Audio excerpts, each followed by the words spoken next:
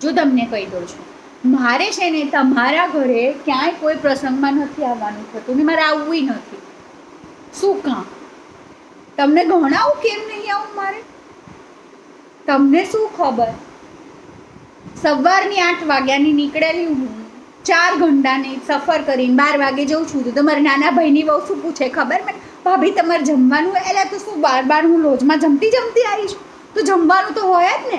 એવું કોઈને પૂછાતું હશે? અને તમારી બેન હે શું કીધું? તમારી બેન વિશે નહીં સાંભળું. કેમ ભાઈ તમારી બેન વિશે નહીં સાંભળું? મારી બેનનું હોય તો આ કરીને પડ બોલો છો.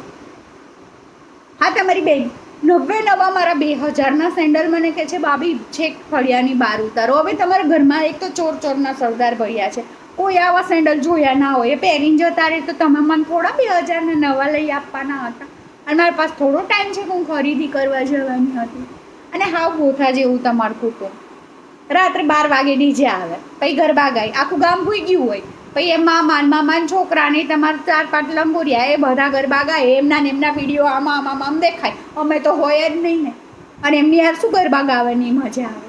ના રાંધવાનું ઠેકાણા હોય, નો ખાવાનું ઠેકાણા હોય. જાઓ ભાઈ, મારે નહીં આવું. અરે સાડીઓમાં એવું હોય છે શું? આ કપડાં તો લઈ લીધા છે. શું કપડાં? તમારા બધા ઘરના છે ને લાલ, લીલો ને પીળો એવો કલર પહેરીને બેસી જાય. હવે ઇંગ્લિશનો જમાનો આવ્યો, ઇંગ્લિશ કલરનો.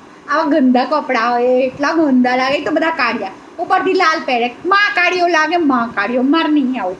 હા, હું તો ગોરી જ છું, એકદમ ગોરી, ચકચાર. અને લાલ પણ છું, સમજ્યા? તમારા જેવી નહીં, તમારા ઘરના જેવી નહીં. એકની એક લાવું છું, શ્રીદેવી જેવી, સમજ્યા? જાઓ હવે.